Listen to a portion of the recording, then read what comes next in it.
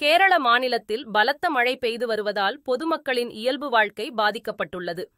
கேரள மாநிலத்தில் கடந்த மாத இறுதியில் தொடங்கிய தென்மேற்கு பருவமழை தற்போது தீவிரமடைந்துள்ளது. மாநிலத்தின் அனைத்து மாவட்டங்களிலும் கடந்த சில நாட்களாகவே தொடர்ந்து மழை பெய்து வருகிறது. திருவனந்தபுரம், கொல்லம், இடுக்கி, கோட்டயம், வயநாடு, பத்தினம்திட்டா, எர்ணாகுளம் உள்ளிட்ட மாவட்டங்களில் பலத்த மழை பெய்வதால் பொதுமக்களின் இயல்பு வாழ்க்கை பாதிக்கப்பட்டுள்ளது. இடுக்கி மாவட்டத்தில் கடந்த 3 நாட்களுக்கும் மேலாக தொடர்ந்து மழை பெய்து வருவதால் மலையோரப் பகுதிகளில் இரவு நேர பயணத்திற்கு தடை விதிக்கப்பட்டிருக்கிறது.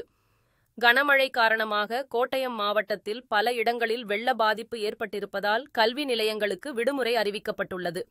கேரள மாநிலத்தின் பெரும்பாலான பகுதிகளில் ஜூலை 3ஆம் தேதி வரை கனமழை பெய்யும் என்று இந்திய வானிலை ஆய்வு மையம் தெரிவித்திருக்கிறது.